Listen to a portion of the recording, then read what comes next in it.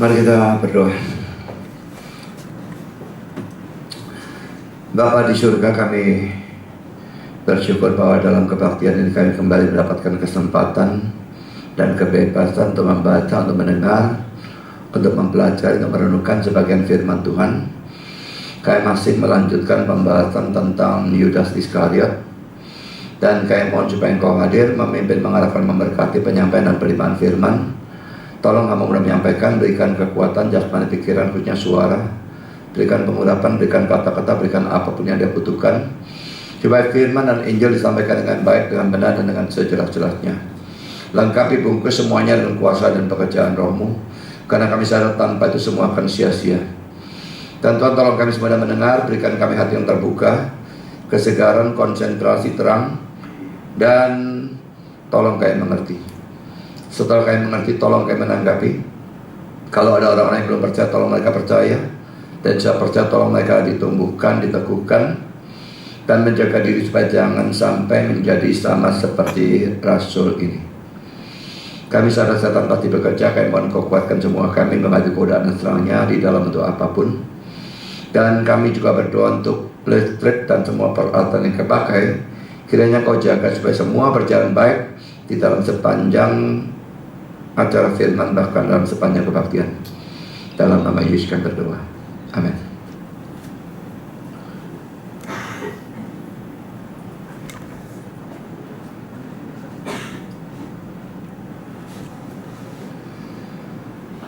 Ini adalah session yang ke-17. Ini poin terakhir, tapi poinnya panjang, jadi tidak bisa saya selesaikan di dalam satu kali. Jadi masih butuh satu kali lagi, tapi sebetulnya poin yang satu ini ya. Saudara, hari ini kita mempelajari poin ke-8 Romawi, nasib akhir Yudas Iskariot. Saudara, kalau kita masih ingat pelajaran yang lalu, kita sudah mempelajari tentang kematian Yudas Iskariot. Nah, kalau sudah kematian, lalu nasib akhirnya apa? Orang selalu pikir kalau sudah mati, ya mati itu nasib akhir. Tidak, saudara. Kita membedakan antara kematian dan nasib akhir. Kematian bukan akhir dari segala-galanya. Seandainya kematian itu akhir segala-galanya, sudah gak usahlah gereja-gereja dan sebagainya, apalagi saya jadi pendeta dan pakai kekangguran, tidak ada kerjaan atau gimana.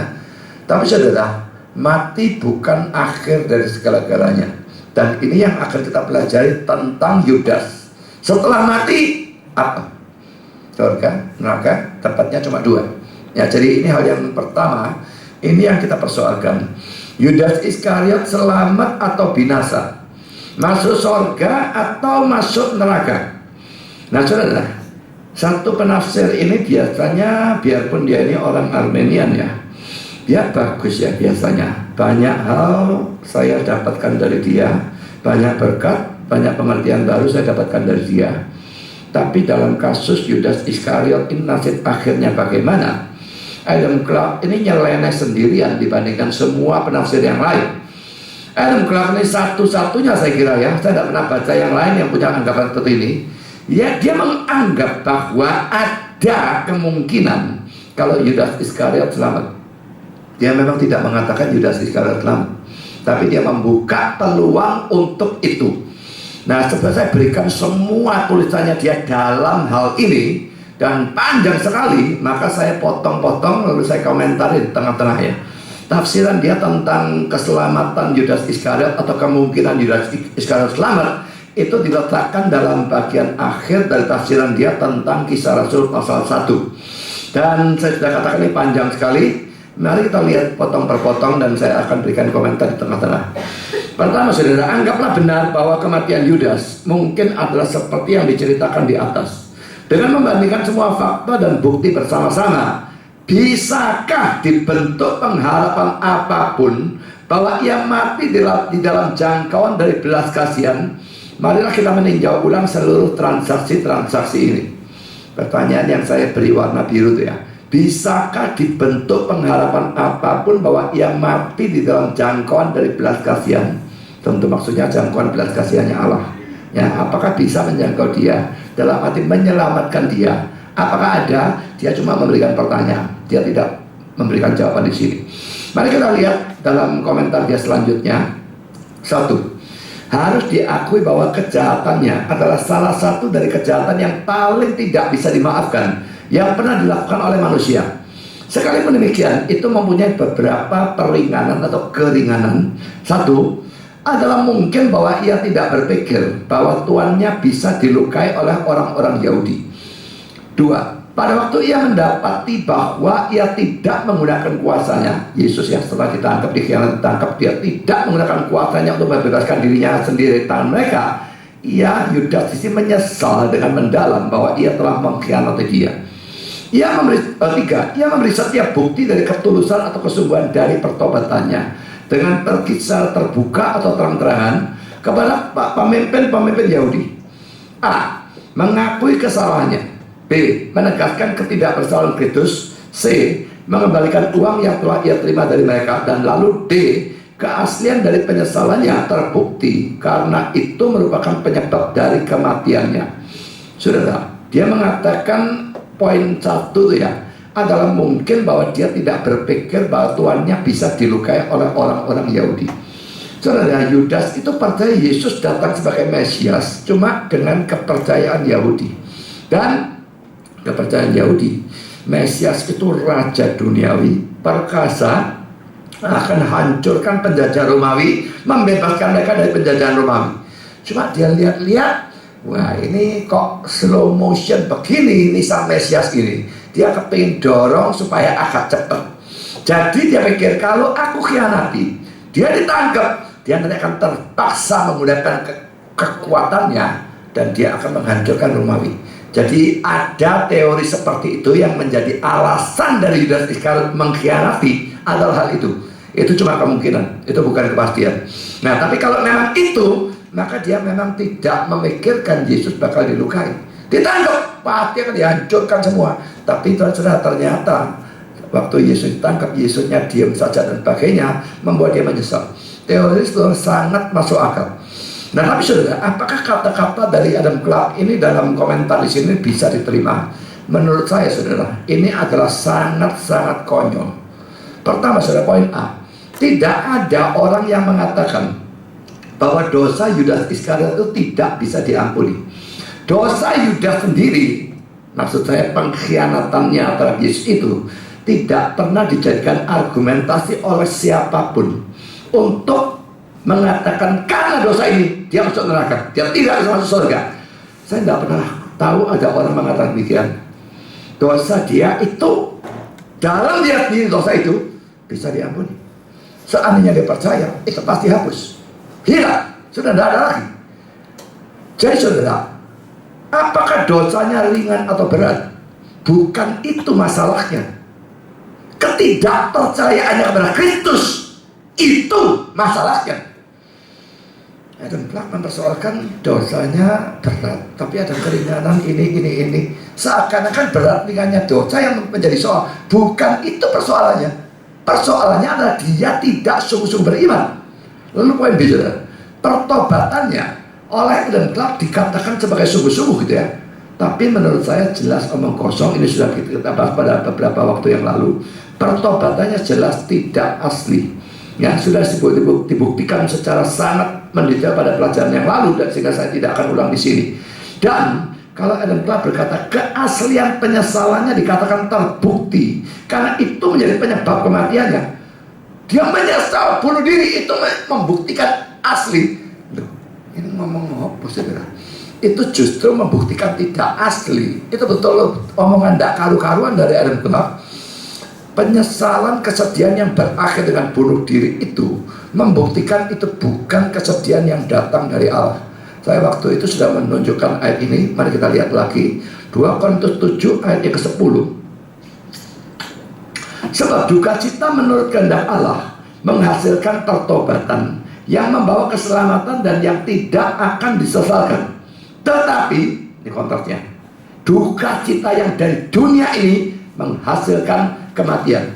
Jadi saudara, kalau si Yudas ini jelas bukan duka cita yang pertama, karena duka cita dia mendatangkan atau menghasilkan kematian, maka termasuk duka cita yang kedua, duka cita yang dari dunia ini, dan itu tidak mungkin dianggap sebagai suatu pertobatan yang sejati.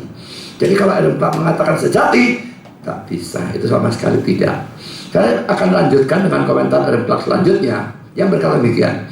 2. Tetapi Yudas bisa telah bertindak jauh lebih buruk daripada yang ia lakukan. 1. Dengan berkeras dalam kejahatannya.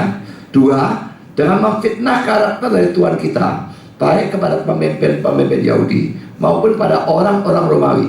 Dan seandainya ia telah melakukan demikian, kesaksiannya akan sudah dipercayai, dan lalu Tuhan kita akan sudah dibunuh sebagai seorang penjahat atas kesaksian dari satu dari murid-muridnya sendiri. Dan dengan demikian karakter Kristus dan Injilnya pasti telah sangat menderita dalam pandangan dunia, dan keadaan ini akan sudah digunakan sebagai argumentasi menentang keotentikan dari agama Kristen oleh setiap orang kafir dalam semua zaman-zaman berikutnya. Dan 3, seandainya ia berkeras dalam jalannya yang jahat, ia bisa telah menyalakan nyala api penganiayaan sedemikian rupa terhadap atau menentang perkara kekristenan yang masih bayi, sehingga pasti tanpa campur tangan Allah sudah berakhir dalam penghancuran totalnya. Tetapi ia tidak melakukan ataupun berusaha melakukan yang manapun dari hal ini. Dalam kasus-kasus yang lain, hal-hal ini menjadi pembelaan yang kuat. Yudas secara tak bisa dibantah adalah orang yang jahat atau buruk, tetapi ia bisa telah menjadi lebih jahat atau lebih buruk.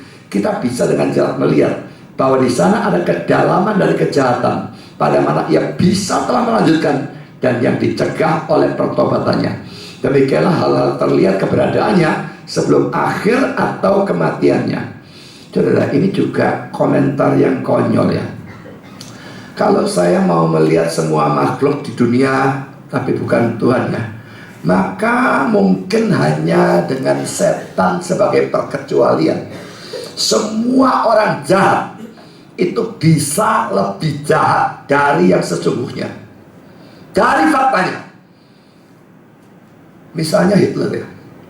Hitler ini waduh, luar biasa jahatnya, luar biasa kejamnya, orang yang betul-betul sinting gitu ya. Bayangkan membunuh 6 juta orang Yahudi. Lalu dia yang membuat pecahnya Perang Dunia Kedua, dan itu menelan ratusan juta nyawa, membuat kekejaman, pemerkosaan dan sebagainya yang tidak karu-karuan. Tapi saudara, sejahat-jahatnya Hitler, kita tetap bisa memikirkan ada kemungkinan sebetulnya dia lebih jahat daripada seharusnya, daripada yang terjadi. Misalnya, dia bisa saja memperkosa mamanya sendiri, lalu habis diperkosa disate dimakan. Tapi dia tidak melakukan itu kan. Tidak ada sejarah dilakukan itu. Seandainya dilakukan itu, dia lebih jahat dari faktanya. Tapi dia tidak lakukan itu. Nah, tapi apakah demikian? Lalu, karena dia tidak menjadi lebih jahat dari faktanya, maka dia terbuka untuk keselamatan. Kalau dia percaya Kristus tentu. Tapi ini dia tidak mempersoalkan percaya tidak percaya. Dia mempersoalkan bejatnya itu tidak notok, betul ya? Memang dari reform itu mempercayai total depravity, kebejatan total. Jadi seluruh manusia dipengaruhi secara negatif oleh dosa. Tetapi kita tidak percaya apa yang disebut dengan istilah utter depravity, kebejatan mentok. Kalau utter depravity mentok, tidak bisa lebih buruk lagi. Kita tidak percaya keadaan demikian. Tidak ada manusia manapun, tidak Hitler, tidak Stalin, tidak ISIS bahkan, mentok, tidak bisa lebih jahat lagi. Tidak. Semua mereka tetap bisa lebih jahat dari faktanya. Tapi saudara, ini tidak berarti bahwa mereka semua diselamatkan ya. Apakah seseorang itu berdosa banyak atau sedikit, dia diselamatkan kalau dia percaya? Sebaliknya, apakah seseorang itu berdosa banyak atau sedikit, dia tidak diselamatkan kalau dia tidak percaya? Adam Clark mengatakan, dalam kasus-kasus yang lain, hal-hal ini menjadi pembelaan yang kuat. Ini saya pikir lagi-lagi omongan apa ini? Kasusnya siapa? Saya belum pernah mendengar orang memberi pembelaan berkenaan masuk surga atau neraka menggunakan fakta bahwa orangnya sebetulnya bisa lebih buruk atau lebih jahat. Kalau ini bisa digunakan dalam kasus siapapun, maka ini bisa digunakan untuk semua orang. Karena semua orang sebetulnya dalam faktanya bisa lebih buruk dari faktanya. Mungkin dalam hal ini berbicara tentang kasus-kasus dalam pengadilan dunia ini. Mungkin itu tebakan saya. Tapi saya membandingkan pengadilan akhir zaman dengan Yesus sebagai hakim yang adil dibandingkan dengan pengadilan dunia ini, lagi-lagi merupakan sesuatu yang konyol. Memang saya dalam pengadilan dunia ini ada kemungkinan orangnya berbuat jahat sekian, pengadilan mempertimbangkan dalam kasus sebetulnya dia bisa lebih lagi, tapi dia ternyata tidak melakukan, itu jadi fakta yang meringankan. Tapi kalau pengadilan dunia ini saudara bicara urusan penjara dan sebagainya, ya tadi kalau andainya dia lebih, mungkin dihukum penjara 40 tahun. Dia tidak melakukan lebih, dia dikasih hukuman penjara 30 tahun. Nah itu kalau penjara. Tapi di sini hakim akhir zaman tidak bicara urusan penjara, tapi urusan neraka. Kalau dia mentok lebih tinggi, ya masuk neraka yang mungkin 1 juta derajat. Tapi dengan kurang dari itu, dia mungkin masuk neraka dengan temperatur 800.000 derajat. Tapi pokoknya neraka. Jadi ini tidak ada urusannya lalu minta untuk menjadi selamat, itu sama sekali tidak ada. Jadi inilah sesuatu yang konyol sekali bagi saya. Saya sekarang lanjutkan saudara. Komentar ada gelap lagi. Tetapi apakah di sana ada kemungkinan untuk pengharapan dalam kematiannya? Dalam menjawab hal ini harus dimengerti, satu, bahwa di sana ada bukti yang memberikan dasar kepercayaan bahwa ia tidak menghancurkan dia sendiri. Dua, bahwa pertobatannya adalah tulus atau sungguh-sungguh. Jika demikian, tidak akan mungkin bagi belas kasihan Allah untuk meluas. Bahkan pada kasusnya, belas kasihan Allah meluas kepada pembunuh-pembunuh dari anak Allah, dan mereka pasti adalah orang-orang yang lebih buruk, kurung buka, sekalipun penegasan terlihat aneh, kurung tutup, dari Yudas. Maksudnya imam-imam itu ya, itu lebih buruk daripada Yudas. Mungkin sekali dia benar. Ia bahkan memberi mereka bukti yang paling penuh dari ketidakbersalahan Kristus. Pembelian tanah oleh mereka dengan uang yang Yudas lemparkan merupakan bukti penuh tentangnya. Tetapi dengan setiap bukti yang meyakinkan di depan mereka, mereka menyalibkan Tuhan kita. Yudas sudah tunjukkan Yesus tidak bersalah, imam-imam tidak mau tahu, tetap salibkan. Jadi bagi dia, imam-imam ini lebih brengsek dari Yudas. Mereka mendorong Yudas untuk mengkhianati tuannya dan menyalibkan dia pada waktu mereka mendapatkan dia dalam kuasa mereka. Dan karena itu Stefanus menyebut mereka pengkhianat-pengkhianat dan pembunuh-pembunuh dari orang yang benar. Kisah Rasul 7 ayat yang ke-52. Dalam hal ini mereka adalah kriminal-kriminal yang lebih dalam dari Yudas sendiri. Tetapi bahkan kepada pengkhianat-pengkhianat dan pembunuh-pembunuh itu, Petrus memberitakan pertobatan dengan janji pengampunan dosa dan karunia Roh Kudus. Kisah Rasul 3 ayat 12 sampai 26. Maka jika orang-orang ini, orang yang lebih brengsek dari Yudas ini ya, ada di dalam jangkauan dari belas kasihan, dan kita diberi informasi bahwa sejumlah besar imam-imam telah menjadi taat kepada iman, Kisah Rasul 6 ayat 7, maka pastilah Yudas tidak berada dalam keadaan sedemikian rupa sehingga membuat kemungkinan keselamatannya mustahil. Pastilah darah perjanjian bisa mencuci bersih bahkan noda atau kotorannya, seperti yang darah itu lakukan pada salah satu orang yang lebih berurat berakal dari pengkhianat dan pembunuh yang lain dari Tuhan Yesus. Saudara, Kisah Rasul 7 ayat 52, memang Stefanus mengatakan, saya baca yang warna biru saja, tentang kedatangan orang benar yang sekarang telah kamu khianati dan kamu bunuh. Dia bicara pada orang-orang Yahudi dan mengatakan mereka sebagai pengkhianat dan pembunuh-pembunuh. Saudara, apakah imam-imam itu lebih jahat dari Yudas? Ada kemungkinan. Saya tidak menutup kemungkinan itu. Bisa. Lalu Kisah Rasul 6 ayat 7, ini Stefanus ya, firman Allah makin tersebar dan jumlah murid di Yerusalem makin bertambah banyak. Juga sejumlah besar imam menyerahkan diri dan percaya. Terjemahan kita menyerahkan diri dan percaya. Dalam terjemahan King James, were obedient to the faith, taat kepada iman. Dan RV, NIV dan NESV sama atau mirip dengan King James. Jadi saudara, taat kepada iman, tentunya percaya sama saja tentunya ya. Cuma kata-katanya agak berbeda. Sekarang kita berikan tanggapan terhadap komentar Adam Clarke ini ya.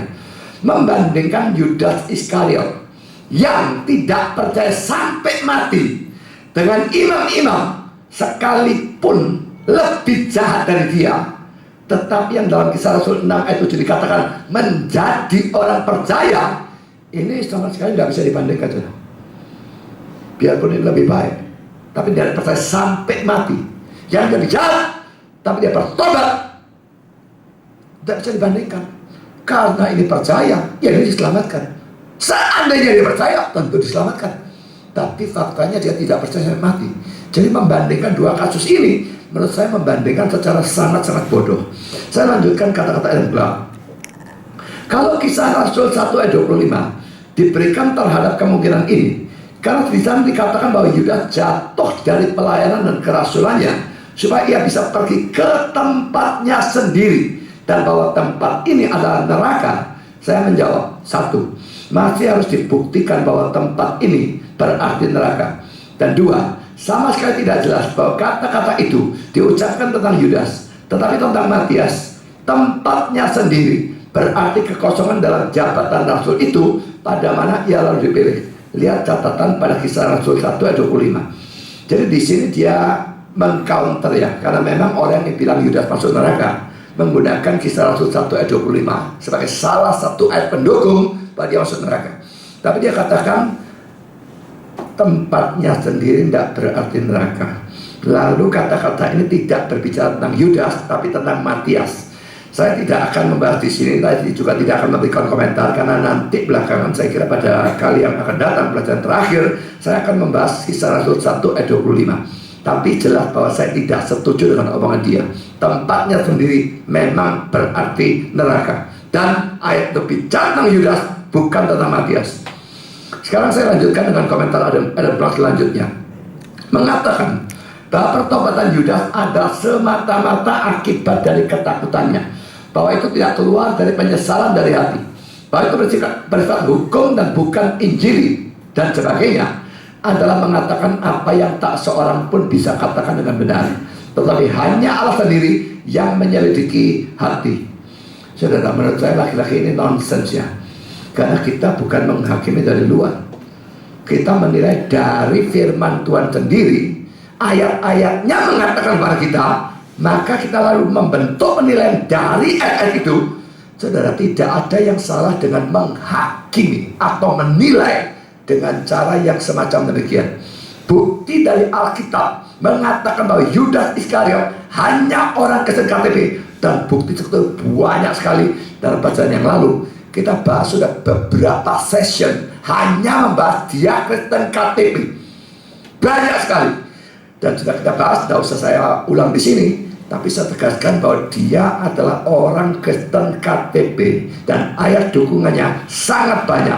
Kalau itu disebut menghakimi, kalau itu disebut kita tidak tahu yang tahu Tuhan, itu bagi saya omong kosong. Kalau firman Tuhan memberitahu, kita tahu.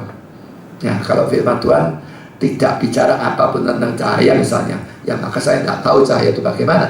Tapi firman Tuhan bicara tentang Yudas dan memberikan banyak ayat yang eksplisit menunjukkan dia Kristen KTP, maka kita mengatakan kita tidak tahu. Itu bukan tidak tahu, tapi tidak mau tahu. Kita harus tahu berdasarkan ayat itu. Saya lanjutkan komentar Adam Clarke. Ini panjang ya. Kalau tadi dia membantah Kisah Rasul 1 ayat 25, sekarang dia membantah ayat lain yang juga digunakan oleh orang-orang yang mengatakan Yudas masuk neraka. Dan ayat itu adalah Matius 26 ayat yang ke-24. Mari kita baca komentarnya Adam Clarke ya. Dan dia memberikan banyak contoh dan sebagainya. Apa yang membuat kasusnya paling tanpa harapan adalah kata-kata dari Tuhan kita, Matius 26 ayat 24. Celakalah orang yang olehnya anak manusia itu diserahkan. Adalah lebih baik bagi orang itu sekiranya ia tidak dilahirkan. Banyak sekali orang bilang ini menunjukkan dia masuk neraka, karena lebih baik dia tidak pernah lahir. Itu menunjukkan dia, waduh, begitu buruk nasibnya itu setelah kematian, lebih baik tidak lahir. Jadi ini mestinya masuk neraka.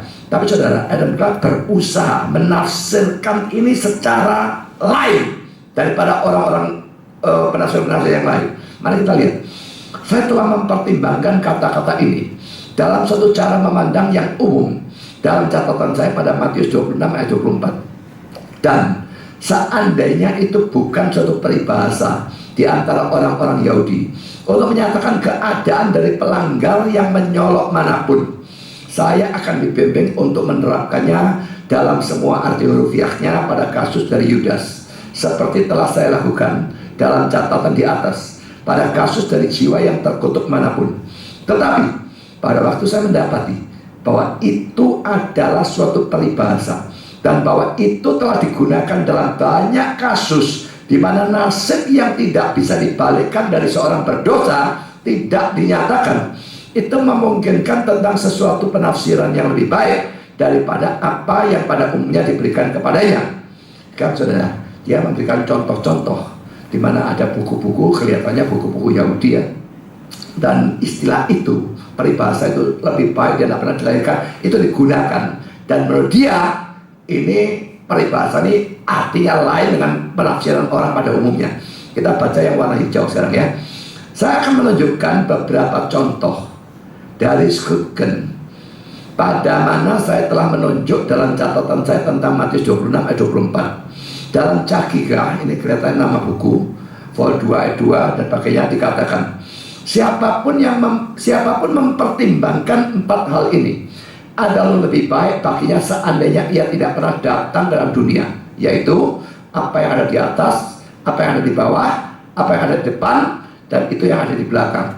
Dan siapapun tidak memperhatikan kehormatan dari penciptanya adalah lebih baik baginya seandainya ia tidak pernah dilahirkan. Ini contoh pertama. Ya, lanjutkan. Dalam Shemot Rabbah, ini saya loncat saja ya, vaksin volume dan sebagainya, dikatakan, siapapun mengetahui atau mengenal hukum Taurat dan tidak melakukannya adalah lebih baik baginya seandainya ia tidak pernah datang dalam dunia ini. Dalam Vayikra Rabbah dan Midrash Kohelet dinyatakan demikian, adalah lebih baik baginya seandainya ia tidak pernah diciptakan, dan adalah lebih baik baginya seandainya ia dicekik dalam kandungan dan tidak pernah melihat terang dari dunia ini. Dalam Zohar Genes dikatakan, jika siapapun pelit terhadap orang miskin, adalah lebih baik baginya seandainya ia tidak pernah datang dalam dunia ini. Dalam Ibid itu buku yang sama ya dengan yang di atas ya. Jika siapapun melaksanakan hukum Taurat bukan demi hukum Taurat itu, adalah baik bagi orang itu seandainya ia tidak pernah diciptakan. Contoh-contoh ini secara cukup membuktikan bahwa ini adalah suatu peribahasa umum dan digunakan dengan banyak macam dan kebebasan arti, dan kelihatannya dimaksudkan untuk menunjukkan bahwa kasus dari orang-orang seperti itu bukan hanya sangat tercela atau menyedihkan, tetapi sangat berbahaya, tetapi tidak menunjukkan kemungkinan positif atau tentang pertobatan atau keselamatan mereka. Saudara, saya berikan tanggapan sekarang. Pertama, poin A, Adam Clark memberikan penjelasan panjang lebar dan banyak contoh ini. Sebetulnya kalau dia lihat dari arahnya ya, dia mau membuktikan bahwa peribahasa itu artinya bukan masuk neraka. Maunya kan begitu ya. Tapi anehnya saudara, pada bagian akhir yang warna biru itu ya, bagian akhir dari kata-katanya, yang dia bicarakan adalah bahwa peribahasa itu tidak menunjukkan kemungkinan positif tentang pertobatan atau keselamatan. Loh, ini bukan yang sedang dipersoalkan. Kok tahu-tahu menceng bagi sana dari mana? Poin yang kedua, poin B, saya berpendapat dia memberikan banyak contoh itu maunya menunjukkan peribahasa itu maksudnya bukan masuk neraka. Tapi dalam semua contoh yang dia berikan, menurut saya justru adalah mungkin untuk mengartikan kata-kata atau peribahasa itu sebagai masuk neraka. Contoh-contohnya tidak cocok sama sekali menurut saya. Bisa sekali diartikan masuk neraka. Lebih baik dia tidak dilahirkan, maksudnya ya dia masuk neraka. Sangat bisa. Sekarang komentar dan kelas selanjutnya sudah ya. Yang tertinggi atau terjauh yang bisa dikatakan tentang Yudas adalah ini. Ia melakukan suatu tindakan mengerikan dari dosa dan rasa tidak tahu terima kasih, tetapi ia bertobat dan melakukan apa yang ia bisa lakukan untuk membalikkan tindakan jahatnya. ia telah melakukan dosa kepada kematian, yaitu suatu dosa yang melibatkan kematian dari tubuh. Tetapi siapa bisa mengatakan, kurung buka, jika belas kasihan ditawarkan kepada pembunuh-pembunuh Kristus, dan Injil pertama-tama diberitakan di Yerusalem, supaya pembunuh-pembunuh ini bisa mendapatkan tawaran keselamatan pertama melalui dia yang telah mereka tikam, kurung tutup, bahwa belas kasihan yang sama tidak bisa diperluas kepada Yudas yang sangat buruk. Saya berargumentasi bahwa imam-imam kepala dan sebagainya yang menghasut Yudas untuk menyalahkan tuannya, dan yang menyalahkan dia, dan yang menyalahkan dia juga sebagai seorang penjahat, pada saat yang sama mempunyai bukti yang paling tak diragukan tentang ketidakbersalahannya adalah orang-orang yang lebih buruk daripada Yudas Iskariot sendiri. Dan bahwa jika belas kasihan diperluas kepada mereka, sang pengkhianat yang menyesal atau bertobat tidak mati di luar jangkauan dari kerinduan, dari kelembutan atau kedudukan dari belas kasihannya. Saudara, laki-laki saya berikan tanggapannya. Dia bolak-balik ngomong Yudasnya bertobat, dan saya tidak percaya itu sama sekali. Bagi saya adalah omong kosong kalau pertobatan itu sungguh-sungguh. Dia menyesal, ya. Tetapi apakah itu pertobatan sungguh-sungguh? Tidak. Apakah pernah dia betul-betul beriman kepada Kristus? Tidak. Dan pertobatan tanpa iman kepada Kristus itu bukan pertobatan. Kalau kita bicara tentang orang agama lain, dia dulu jadi bajingan, jual beli narkoba, atau jadi pelacur, atau jadi pemerkosa, lalu dia bertobat, buang dosanya, berusaha hidup baik, selamat orangnya. Loh, dia tidak pernah datang kepada Kristus bisa selamat? Tidak memungkinkan. Jadi pertobatan tanpa Kristus itu tidak. Dan Yudas tidak kembali kepada Kristusnya. Kalau Petrus kembali kepada Kristusnya, dia tidak bunuh diri. Tapi Yudas tidak. Yang kedua, Adam Clarke terus-menerus membandingkan Yudas dengan orang yang lebih buruk, imam-imam dan sebagainya. Padahal kalau membicarakan apakah Yudas itu selamat atau tidak, maka hal yang paling utama bukan itu. Tadi sudah saya katakan, sekarang saya ulang. Hal yang paling utama adalah apakah orangnya percaya kepada Yesus atau tidak. Orang yang dalam tanda kutip baik akan masuk ke neraka kalau tidak beriman pada Kristus. Sedangkan orang yang sangat jahat pun akan masuk ke surga kalau dia beriman pada Kristus. Penjahat yang mati di salib itu bertobat satu kan ya. Dia kurang jahat apa sampai dihukum salib? Pasti jahat luar biasa. Tapi saudara, dia bertobat detik terakhir, dan Kristus menjamin dia masuk surga. Sekarang ada orang yang baik sekali, katakan dia seorang biksu gitu ya. Biksu kan seringkali jadikan contoh ya, baik, atau Konghucu, saya tidak tahu siapa lah. Tapi Konghucu sebelum zaman Kristus, biksu saja ya. Orang yang baik, sembahyang terus, tidak pernah berzina, tidak pernah merampok orang, tidak pernah bujuk orang, tidak pun baik. Tapi dia tetap manusia berdosa kan. Dia dapat arti dia tetap berdosa. Kalau dia tidak punya Yesus sebagai juru selamat, dia masuk mana? Tidak usah diomong, dia masuk neraka. Baik. Sekarang dibandingkan seorang dari anggota ISIS, kotak-kotak salah satu pentolannya, banyak ngerampok, bunuh orang, merkosa, menggal bayi, dan wah, macam-macam, segala macam. Detik terakhir hidupnya, dia bertobat dan percaya Kristus, dia masuk mana? Dia masuk surga. Kita rasanya kayak mau memberontak ya. Kok tidak adil ya? Biksu ini baik, masuk neraka. Orang ISIS buengsek, buat jatuh, dan dia masuk surga. Apa tidak adil? Saudara, justru itu adil ya. Orang ini bukan karena dia jahat atau gimana, saudara. Bukan itu urusannya. Dia percaya Kristus, maka semua hukuman dosanya diberikan Kristus.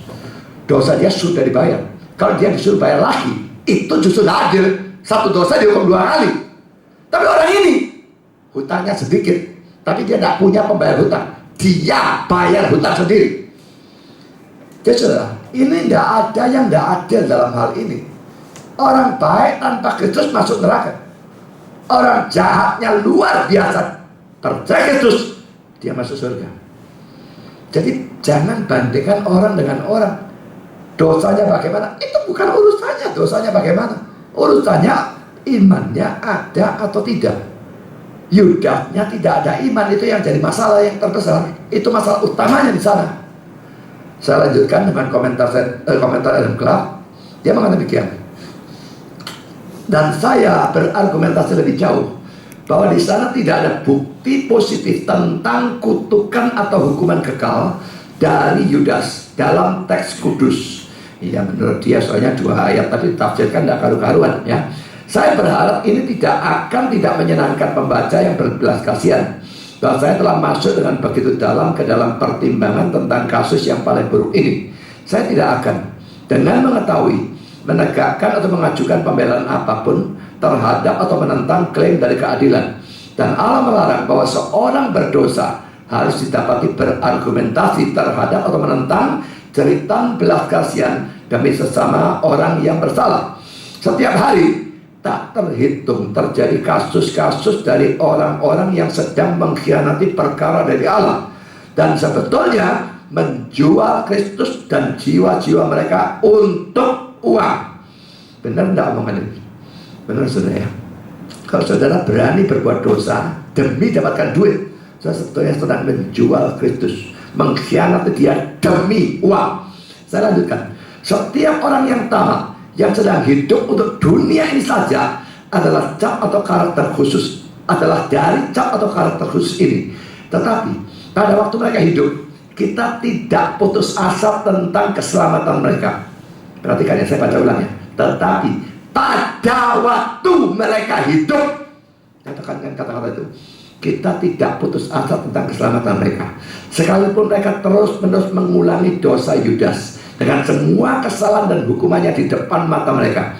Pembaca, belajarlah dari Tuhanmu pelajaran ini. Diberkatilah atau berbahagialah orang yang berbelas kasihan, kalau mereka akan mendapatkan belas kasihan.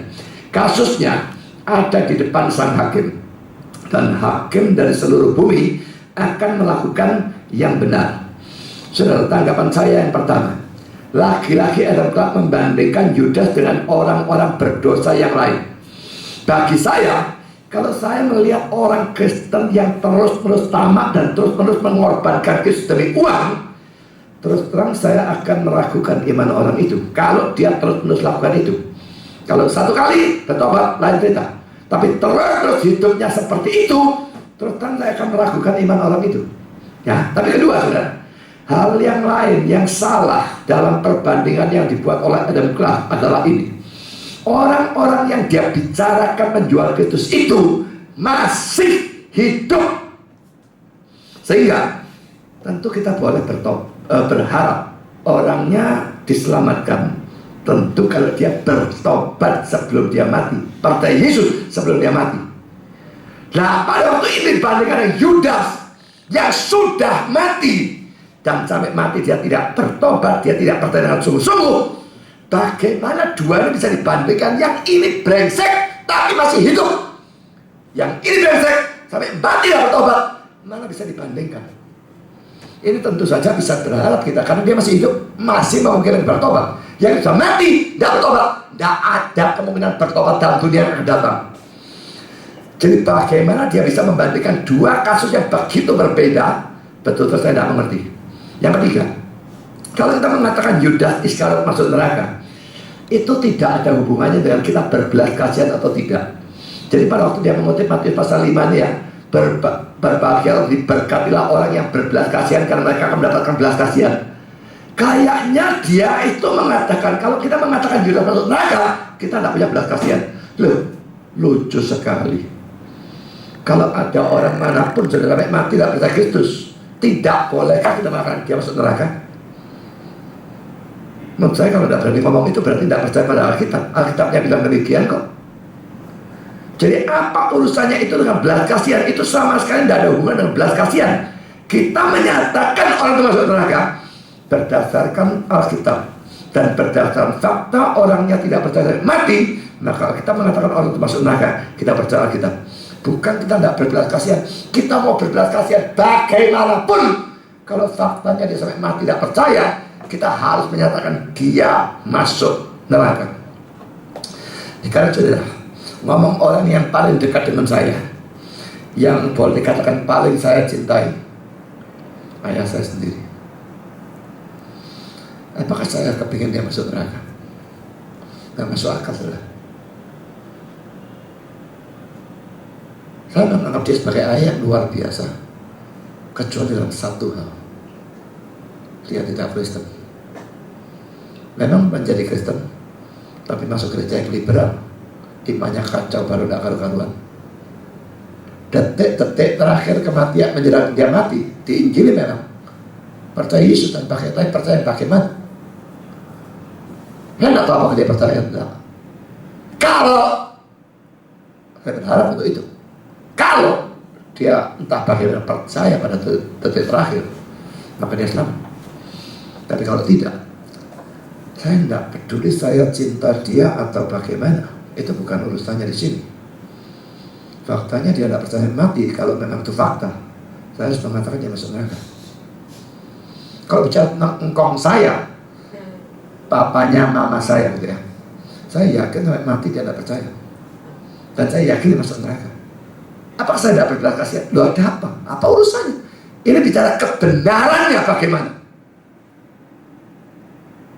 Kalau saya misalnya melihat seorang dari anggota ISIS lalu percaya Kristus dan masuk surga, saya tidak senang sekali sebetulnya, jujur saja. Ini kurang ajar ya kayak gini masuk surga. Tapi saudara, apakah dia tidak layak masuk surga lalu saya layak? Saya juga tidak layak, podo tidak layak kalau ngomong tidak layak. Cuma saya melihat dengan pandangan manusia, wah jahatnya kok kayak begini. Tapi semua kita tidak layak sebetulnya. Dan bagaimanapun saya tidak kepingin dia masuk surga. Tapi kalau dia memang ada bukti betul percaya Yesus, saya harus nyatakan dia masuk surga. Sekarang poin keempat. Poin keempat ini saya membahas kutipan ini. Tolong tunjukkan kutipannya tadi. Bagian akhir ya, yang warna merah ya. Kasusnya ada di depan sang hakim. Dan sang hakim dari seluruh bumi akan melakukan yang benar. Jadi kasarnya kita tuh tidak tahu apa-apa. Wis bu melok ngomong lah, bu ngomong masuk neraka ke segala macam. Hakimnya benar dan kasusnya depan dia akan melakukan yang benar.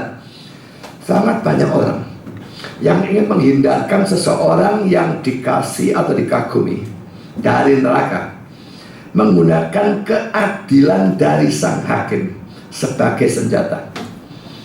Termasuk pendeta Stephen Tong pada waktu membicarakan kasusnya Konghucu. Tuhan tahu dia pasti benar ya, tapi dia membuka peluang Konghucu selamat. Pokoknya serahkan pada Tuhan saja. Itu kata-kata dia. Silakan dengarkan DVD-nya, itu ada ya. Bagi saya saudara, kalau kita menyatakan seseorang masuk neraka berdasarkan Alkitab, maka itu pasti akan sesuai dengan keadilan dari sang hakim. Sebaliknya kalau kita mengatakan seorang masuk surga tetapi bertentangan dengan apa yang kita katakan, itu pasti tidak akan cocok dengan keadilan dari sang hakim. Saya pikir dalam semua komentarnya begitu panjang ini ya, sampai ini sudah selesai komentarnya ada beberapa. Omongan dia sangat-sangat tidak masuk akal bagi saya. Berkenaan dibukanya peluang selamat untuk Yudas Iskariot. Cukup dia tidak usah lah dia sampai mengatakan Yudas Iskariot masuk surga. Cukup dia mengatakan Yudas itu mungkin selamat. Bagi saya orang ini entah waktu nulis ini sedang mabuk atau sedang rohaninya berantakan, saya tidak tahu. Tapi waktu saya sudah mempelajari ini, saya tahu-tahu kepingin tahu gitu ya, bagaimana kira-kira pandangan Adam Clarke tentang nasib akhir dari Raja Saul. Bagaimana kira-kira pandangan Adam Clarke tentang misalnya nasib akhir dari Ananias dan Safira. Saya cari saudara dalam buku tafsiran dia. Adam Clarke menulis buku tafsiran seluruh Alkitab ya. Raja Saul dalam tafsirannya tentang 1 Samuel pasal 31, dia juga membuka peluang keselamatan bagi Raja Saul. Dan dalam tafsirannya tentang Kisah Rasul 5 ayat 10, dia juga membuka peluang keselamatan bagi Ananias dan Safira. Jadi rupanya saudara, ini bukan karena dia mabuk atau bagaimana, tetapi sudah pandangannya model seperti itu. Dia orang yang kayaknya berjiwa lembut, yang kepinginnya semua orang selamat, sehingga berusaha dengan segala macam cara putar-putar dan sebagainya. Pokok bukakan peluang bagi orang untuk masuk surga, jangan masuk neraka lah ya. Tapi saudara, mengusahakan seperti itu kelewat batas, akhirnya menurut saya membuat ajarannya ajaran yang bertentangan dengan firman Tuhan. Ya. Sekarang saudara, kita coba bicarakan pandangan pertama, peluang terbuka bagi Yudas masuk surga, dan itu setahu saya hanya satu orang ini saja, Adam Clarke, yang ajarkan. Karena pandangan kedua, Yudas Iskariot masuk neraka.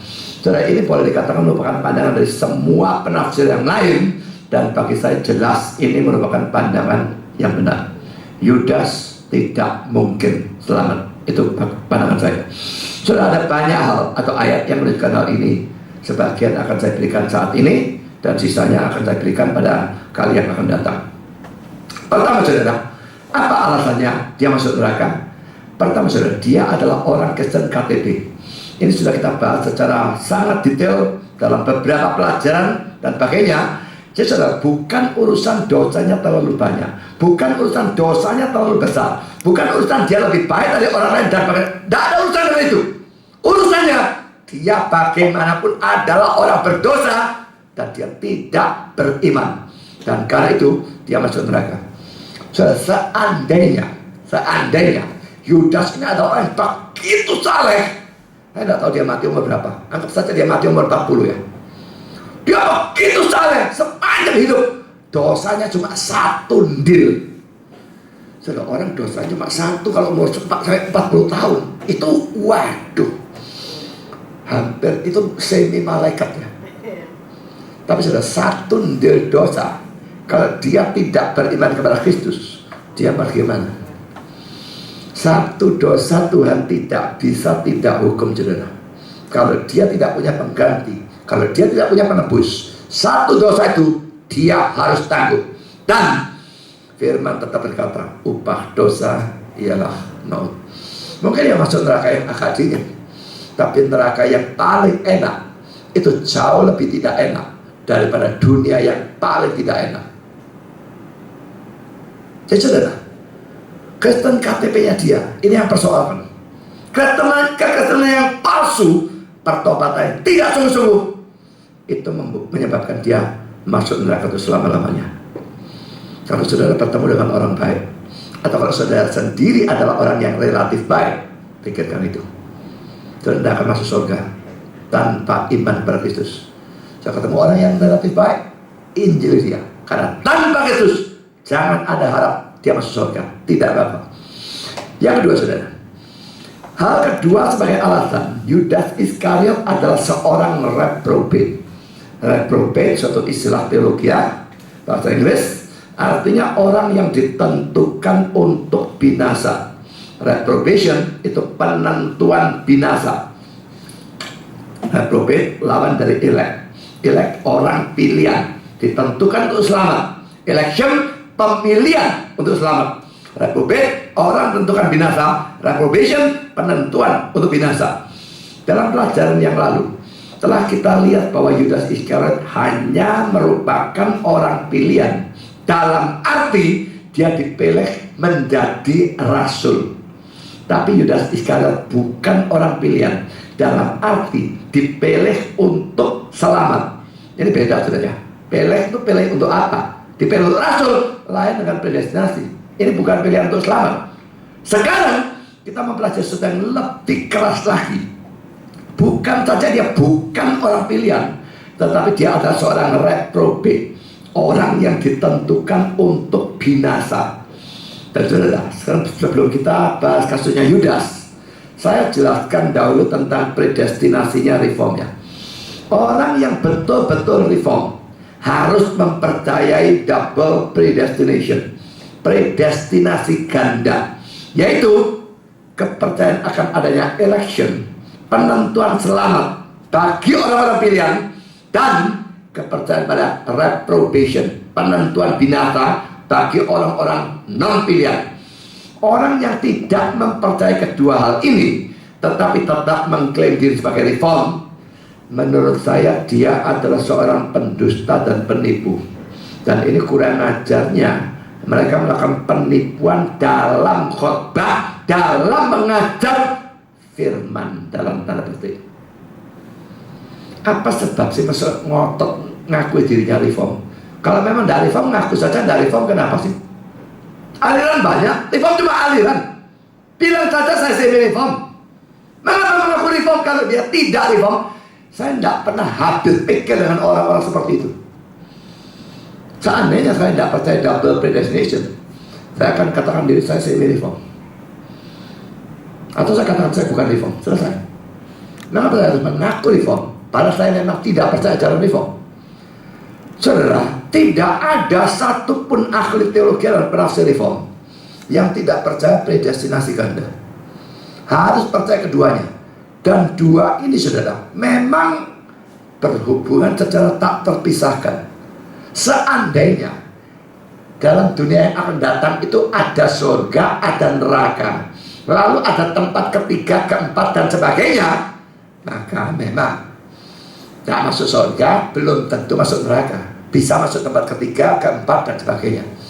Tapi fakta kita berkata hanya ada surga dan neraka. Tidak masuk surga berarti masuk neraka. Jadi kalau kita percaya election, orang-orang tertentu sebagian dipilih untuk diselamatkan masuk surga, yang lain tidak dipilih berarti tidak bisa masuk surga.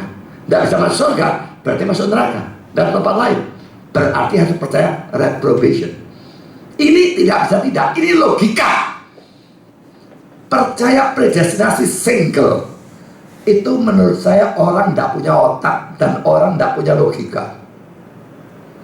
Mending tolakan dua-dua, lebih konsisten daripada terima satu, tidak terima satunya. Itu lebih konyol. Dan saya sekarang akan menunjukkannya. Calvin memang mempercayai predestinasi ganda. Kita melihat, saya berikan beberapa komentar tentang Calvin dengan alamatnya, bukunya bisa dicek sendiri. Komentar pertama, predestinasi, dengan mana Allah mengadopsi sebagian manusia kepada pengharapan kehidupan, ini election, lalu disambung, dan memvonis yang lain pada kebinasaan kekal, ini reprobation.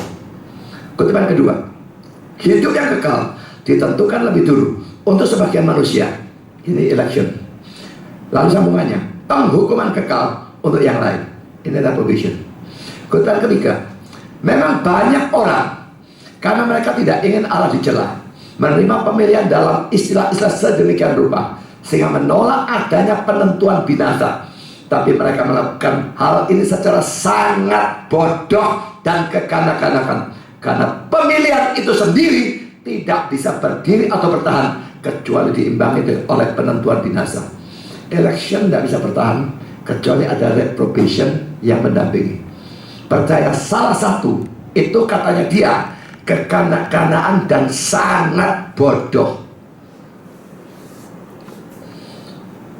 Sucipto Subeno jelas sekali tidak percaya reprobation, mengaku reform gerejanya GRII. Saya tidak punya bukti bahwa Stephen Tong juga tidak percaya reprobation. Saya tidak punya bukti.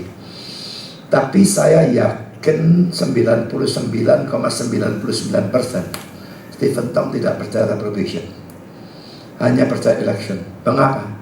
Karena saya tahu si Sucipto Subeno itu cuma bebek. Dia tidak akan pernah berani ngajar sesuatu bertentangan dengan Stephen Tong. Dia terang-terang mengajar anti reprobation.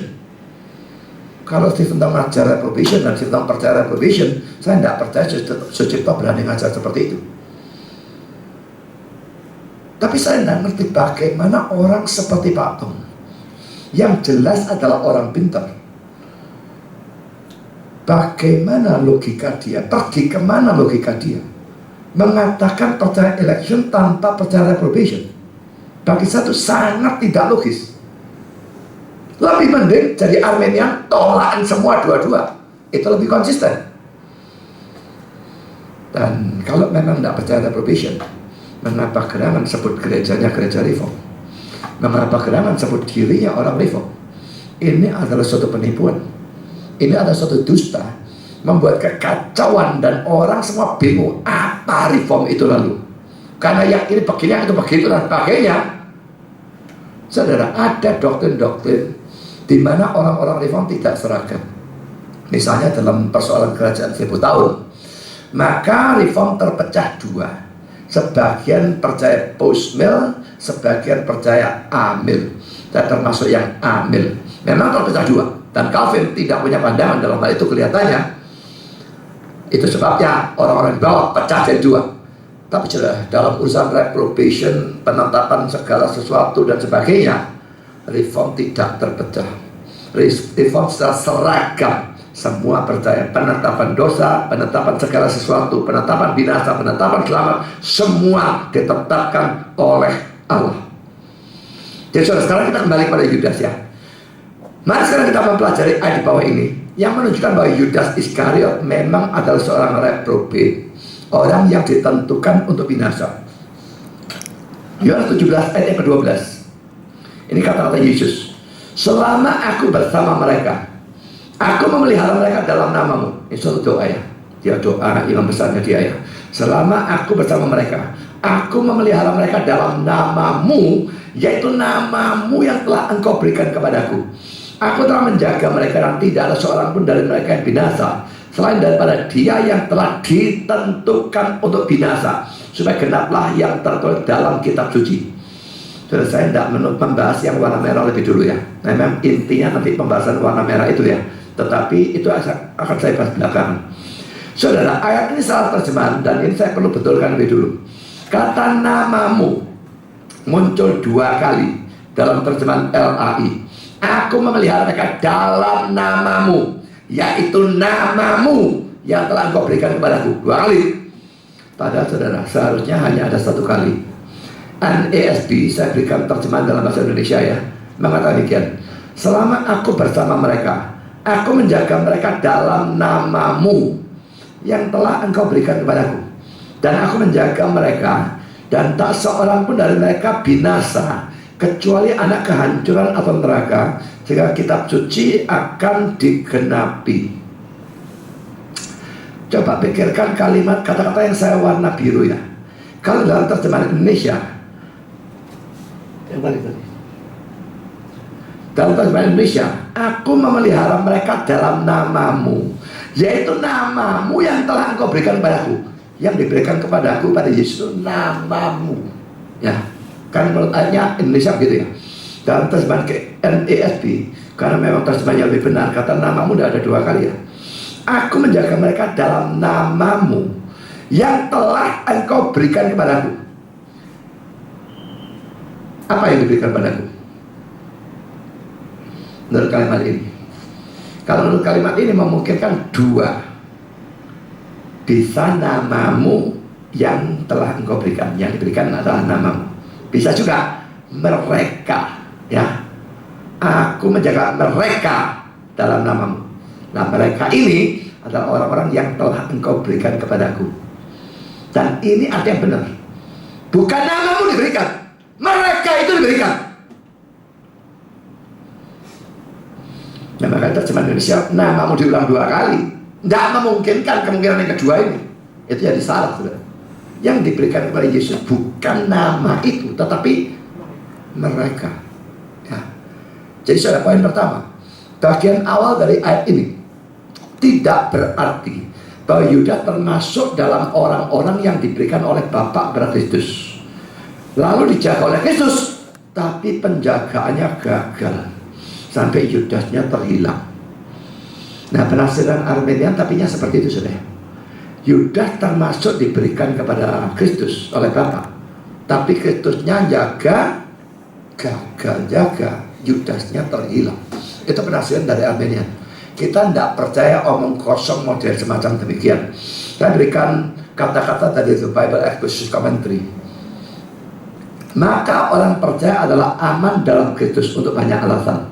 Sifat dasar dari Allah, sifat dasar dari keselamatan, kemuliaan Allah, dan pelayanan pengantaraan dari Kristus. Tetapi bagaimana dengan Yudas? Apakah dia aman? Bagaimana ia jatuh? Mengapa Yesus tidak menjaganya aman atau selamat? Karena alasan yang sederhana, bahwa Yudas tidak pernah merupakan satu dari milik Kristus. Yesus dengan setia menjaga semua yang Bapa berikan kepadanya, tetapi Yudas tidak pernah diberikan kepadanya oleh Bapa. Yudas bukanlah orang percaya. Yohanes 6 ayat 64-71. dia tidak pernah dibersihkan. Ya, 13 ayat 11. Dia tidak pernah ada di antara orang-orang pilihan. Ya, 13 ayat 18. Dia tidak pernah diberikan kepada Kristus. Ya, 18 ayat 8 dan 9. Tidak. Yudas bukanlah suatu contoh dari orang percaya yang kehilangan keselamatannya. Ia adalah suatu contoh dari seseorang yang tidak percaya, yang berpura-pura mempunyai keselamatan, tetapi akhirnya tersingkapkan sebagai suatu dusta atau seorang penipu. Yesus menjaga semua orang yang Bapa berikan kepadanya. Yang 10 ayat 26 dan 30. Sudah saya baca teks-teks yang dijadikan referensi, tapi saya baca hanya bagian yang saya garis bawahi dan sebagainya ya. Yohanes 6 ayat 64 sampai 71. 64b mengatakan sebab Yesus tahu dari semula siapa yang tidak percaya. Bagian awalnya, tetapi di antaramu ada yang tidak percaya. Dari di antara 12 ada yang tidak percaya. Yesus tahu dari semula siapa yang tidak percaya dan siapa yang akan menyerahkan dia. Tidak bisa tidak, ini Yudas, saudara. Ya. Lalu kita lihat ayat 70 dan 71. Jawab Yesus kepada mereka, bukankah aku sendiri yang telah memilih kamu yang 12 ini? Ini memilih untuk jabatan rasul ya. Namun seorang di antaramu adalah iblis. Yang dimaksudkannya ialah Yudas anak Simon Iskariot, sebab dialah yang akan menyerahkan Yesus. Dia seorang di antara kedua murid itu. Lalu yang 13 ayat 11. Sebab ia tahu siapa yang akan menyerahkan dia. Karena itu ia berkata, tidak semua kamu bersih. Tidak semua bersih. Satu yang tidak pernah dibersihkan. Ya. Yang 13 ayat 18. Bukan tentang kamu semua aku berkata. Aku tahu siapa yang telah kupilih. Tetapi haruslah genap nas ini. Orang yang makan rotiku telah mengangkat tumitnya terhadap aku. Yang 18 ayat 8 dan 9. Ini pada waktu dia ditangkap di Taman Getsemani ya. Jawab Yesus, telah kukatakan kepadamu, akulah dia. Jika aku yang kamu cari, biarkanlah mereka ini pergi. Mereka ini tidak termasuk Yudas, sudah ya. Demikianlah hendaknya supaya genaplah firman yang tadi katakannya. Dari mereka yang engkau serahkan kepadaku, tidak seorang pun yang kubiarkan binasa. Tidak ada yang dibiarkan binasa. Lalu yang 10, saya baca mulai 27 sampai 30. Domba-dombaku mendengarkan suaraku dan aku mengenal mereka, dan mereka mengikut aku, dan aku memberikan hidup kepada mereka, dan mereka pasti tidak akan binasa sampai selama-lamanya, dan seorang pun tidak akan merebut mereka dari tanganku. Bapakku yang memberikan mereka kepadaku lebih besar daripada siapapun, dan seorang pun tidak akan merebut mereka, tidak dapat merebut mereka dari tangan Bapa. Aku dan Bapa adalah satu. Tidak ada satu bisa merebut dari tangan Yesus, tidak ada satu bisa merebut dari tangan Bapa. Kita kayaknya digenggam dua tangan yang maha kuasa. Tidak ada yang bisa merebut. Kalau Yudas sudah diberikan lalu hilang, setan bisa merebut, dan ayat ini salah. Jadi tidak mungkin diartikan Yudas termasuk orang yang diberikan. Yudas tidak pernah diberikan oleh Bapa kepada Yesus. Sekarang kita lihat komentar dari William Anderson tentang Yohanes 17 ayat 12. Pada waktu Yesus mengatakan, dan tidak ada seorang pun dari mereka yang binasa, selain dari anak kehancuran atau neraka, ia tidak memaksudkan bahwa dengan Yudas sebagai perkecualian, semua dari mereka yang Bapa telah berikan kepada anak telah dijaga. Ia pasti tidak bermaksud untuk menyampaikan pemikiran bahwa dalam kasus Yudas, ia telah gagal secara menyedihkan untuk melaksanakan tugas yang diberikan kepadanya. Sebaliknya, apa yang kita dapatkan di sini adalah suatu contoh lain dari ungkapan yang disingkat. Kalau dinyatakan secara lebih penuh atau lengkap, apa yang Yesus maksudkan adalah ini. Dan aku menjaga mereka, dan tak seorang pun dari mereka binasa. Tapi anak kehancuran atau neraka, Yudas ya, memang binasa. Tapi jauh dari membuktikan bahwa dalam satu contoh ini, rencana dari kekalahan dikalahkan, dan nubuat dibiarkan tak digenapi. Ini terjadi supaya kitab suci bisa digenapi. Saudara, yang 17 ayat 12 saya baca lagi versi NASB ya. While I was with them, I was keeping them in your name which you have given me, and I guarded them, and not one of them perished, but the son of perdition, so that the scripture would be fulfilled. Selama aku bersama mereka, aku menjaga mereka dalam namamu yang telah engkau berikan kepadaku. Dan aku menjaga mereka, dan tak seorang pun dari mereka binasa. kecuali anak kehancuran atau neraka, anak neraka, sehingga kitab suci akan digenapi. Saudara, perkecualiannya ada perkecualian, tapi perkecualiannya ini dimaksudkan cuma dihubungkan dengan kata-kata tidak seorang pun dari mereka binasa. Tidak ada binasa, tapi ada perkecualian. Satu ini, anak neraka, anak kebinasaan ini binasa. Kalau perkecualian dihubungkan dengan seluruh kalimat, semua diberikan pada Yesus, tidak ada binasa. Kecuali satu ini diberikan pada Yesus dan binasa. Ini jadi konyol, saudara, kalau diartikan seperti ini. Kalau diartikan seperti ini, maka pertama, tidak bisa diartikan seperti itu. Karena apa? Dari semula kitab-kitab Injil tidak pernah menunjukkan Yudas Iskariot sebagai orang sejati. Tidak ada. Kedua, penafsiran seperti itu semua diberikan, termasuk Yudas. Kalau Yudasnya hilang, penafsiran itu bertentangan dengan dua ayat ini sedikitnya. Yohanes 6:39. Dan bila kehendak Dia yang telah mengutus aku, yaitu supaya dari semua yang telah diberikannya padaku jangan ada yang hilang. Kalau ternyata hilang, salah ayat ini, buang. Yohanes 18:9. Dari mereka yang engkau serahkan kepadaku, tidak seorang pun yang kubiarkan binasa. Tidak seorang pun kubiarkan binasa.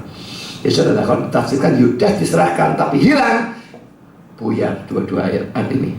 Poin sih, itu kalau Yudas memang diserahkan bagi Yesus lalu hilang, itu akan menunjukkan Yesus sebagai gembala yang bodoh atau gembala yang ceroboh, yang bisa kehilangan dombanya. Sedangkan Alkitab menggambarkan Yesus sebagai gembala yang baik. Yohanes 10 ayat 11 dan 14, akulah gembala yang baik. Saudara, kecuali saudara mau percaya kebalikannya, oh Yesus ini salah ngomong, mestinya dia ngomong akulah gembala yang goblok. Kecuali saudara mau percaya itu, jangan percaya ada gembala kehilangan domba.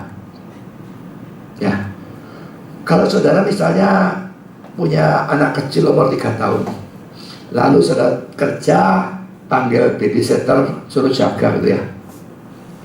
Pulang-pulang, wah, maaf, anakmu hilang. Lalu saudara tanya, loh, kok bisa hilang di mana? Ya anaknya goblok. Setuju, gitu kan? Anak kecil yang memang goblok, makanya aku butuh kamu. Kalau sampai hilang ya kamu sih goblok. Kan gitu. Apa karena anaknya goblok maka dia hilang? Karena babysitternya goblok maka dia hilang? Kan begitu? Saya punya anjing kecil, anakan, masih umur belum 3 bulan. Loh, kalau anjingnya hilang, loh ya saya goblok. Apa anjing yang goblok? Ya anjingnya memang goblok.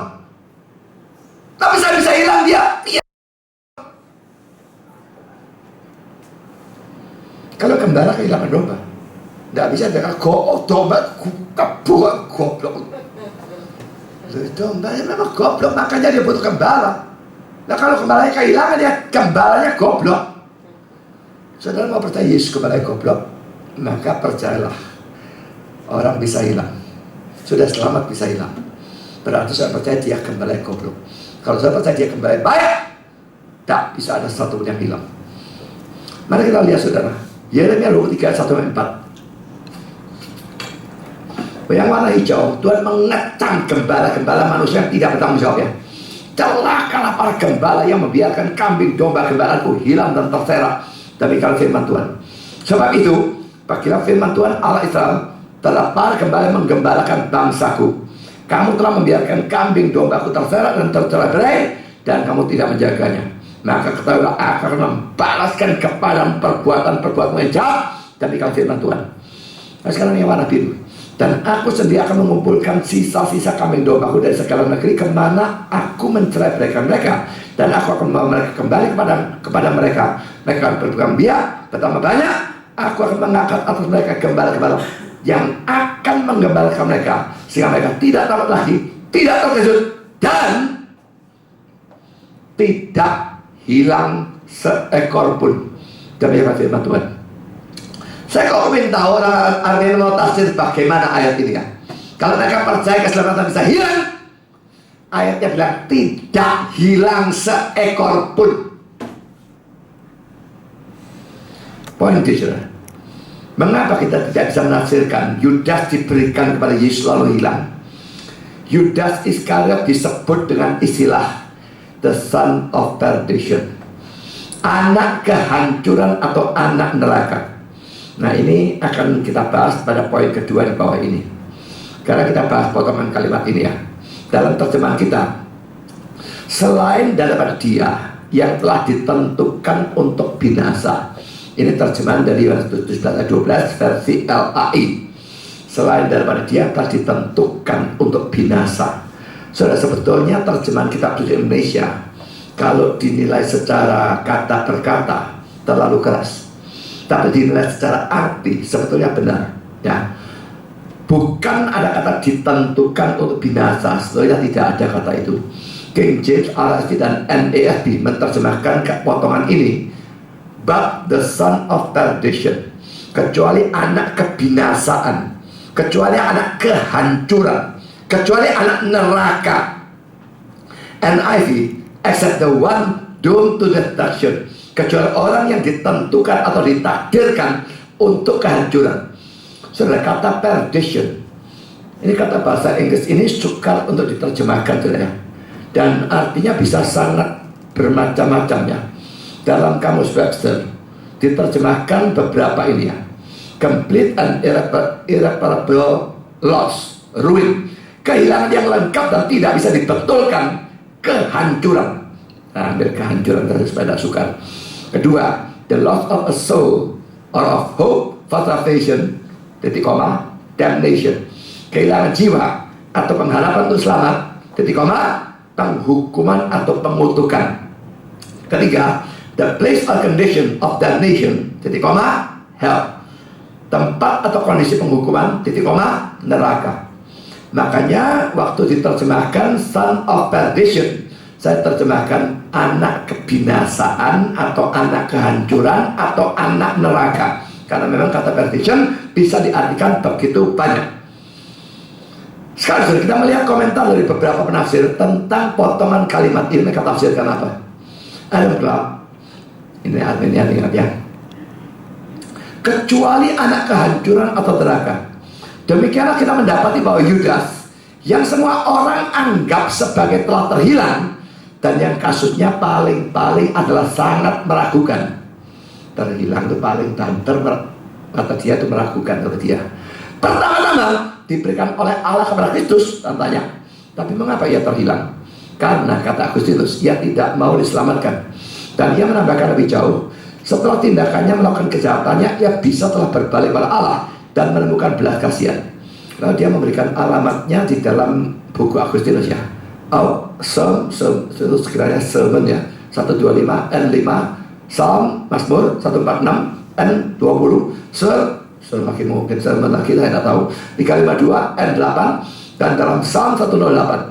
Lihat Kamet, ini Kamet orang lain lagi, yang berkata, Yudas hanya menjadi anak kebinasaan karena kejahatannya yang sengaja atau tegak tengkuk, penyalahgunaannya terhadap kasih karunia dan pengajaran Kristus, dan dihukum melalui ketamakan, pengkhianatan, sikap acuh tak acuh atau tak berperasaan, dan keputusasaan sendiri. Saya sebenarnya kepengen ngecek, tapi saya tidak punya buku-bukunya Agustinus. Tapi saya punya softwarenya, tafsiran Agustinus tentang kitab Mazmur. Dan dia kan tunjukkan Mazmur 108 dan Mazmur 146. Saya lihat, baca seluruh tafsiran dari Agustinus tentang Mazmur 108 dan 146. Agustinus tidak sedikit pun bicara tentang Yudas Iskariot. Saya tidak tahu bagaimana dijadikan referensi. Yang lain saya tidak ketemukan. Juga penggunaan kata-kata Agustinus oleh Adam Clarke ini tidak membicarakan arti dari istilah atau ungkapan son of perdition, anak kehancuran, anak kebinasaan, anak neraka. Kalau agak menjelaskan, tapi saudara, benarkah penjelasannya itu yang tanda tanya besar. Sekarang saudara, mari kita lihat Lenski. Lenski ini orang Armenia juga ya. Dalam tafsiran tentang dia 17:12 dia berkata demikian. Seperti dalam kasus orang-orang Yahudi, Yesus tahu bahwa Yudas bukanlah miliknya. Dia berkata Yudas bukan milik Yesus. Ini Lenski ya. Bukan bahwa Yudas tidak pernah percaya, Kami bisa cukup yakin bahwa ia percaya pada awalnya. Wah, bagus sekali Lenskinya. Tetapi bahkan pada saat itu ia adalah anak kehancuran atau neraka, seorang anak atau hasil dari hukuman atau kutukan kekal. Loh, kalau pada waktu dia percaya kan dia selamat, kok bisa dia adalah anak neraka pada saat itu? Saya nggak ngerti gimana. Ya, bandingkan penyebutan yang mirip dalam Matius 23 ayat 15, 2 Tesalonika 2 ayat 2, sebetulnya ayat 3 ya. Karena Yudas tidak diberi gelar yang mengerikan ini karena ia pergi pada kehancuran atau neraka, dan karena itu ex eventu, ini kata-kata bahasa Latin artinya dari peristiwanya, menjadi seorang anak kehancuran atau neraka. Kebalikannya lah yang benar. Karena ia adalah anak kehancuran atau neraka, maka ia pergi pada kehancuran atau neraka, jatuh supaya ia bisa pergi ke tempatnya sendiri. Kisah Rasul 1 ayat 25. Hanya untuk suatu waktu ia terhitung di antara rasul-rasul. Hanya untuk suatu waktu ia mempunyai suatu bagian dalam pelayanan ini. Kisah 1 ayat 17. Supaya kitab suci bisa digenapi, memodifikasi anak kalimat sebelumnya, kecuali anak kehancuran atau neraka, yaitu bahwa karena ia seperti itu, ia memang binasa. Kata hina ini seperti semua yang lain yang menunjuk pada pengendapan kitab suci berkenaan dengan orang jahat, tidaklah bersifat ditentukan. Itu berdasar pada pra-pengetahuan yang tidak bisa salah dari Allah. Allah melihat lebih dulu semua tentang Yudas akan jadi apa dan akan lakukan apa, sekalipun semua kasih karunia dianugerahkan kepadanya. Ia melihat Yudas mati sebagai anak kehancuran atau neraka, dan dengan demikian tetap adalah anak kehancuran atau neraka selama-lamanya. Karena itu, dalam pra-pengetahuan dan rencana Allah, Yudas adalah anak kehancuran atau neraka dari semula. Dan Allah menggambarkan Yudas lebih dulu oleh Ahitofel dalam Mazmur 41 ayat 10. Beberapa orang menambahkan Mazmur 55 ayat 13-16, Mazmur 19 ayat 8, Kisah Rasul 1 ayat 20. Karena ketidak bisa bersalah dari pra-pengetahuan ilahi, ramalan-ramalan dalam tipe-tipe perjanjian lama ini harus digenapi dalam Yudas. Sudah saya berikan tanggapannya. Poin A, saya tidak percaya sama sekali kata-kata Lenski yang mengatakan pada mulanya Yudas Iskariot betul-betul percaya. Entah apa dasar Alkitab dari orang Armenian satu ini untuk mengatakan kata-kata itu. Tidak ada petunjuk apapun bahwa Yudas pernah sungguh-sungguh percaya. Poin B, Lenski jelas mempercaya pra-pengetahuan, foreknowledge dalam bahasa Inggris, dari Allah yang tidak bisa salah.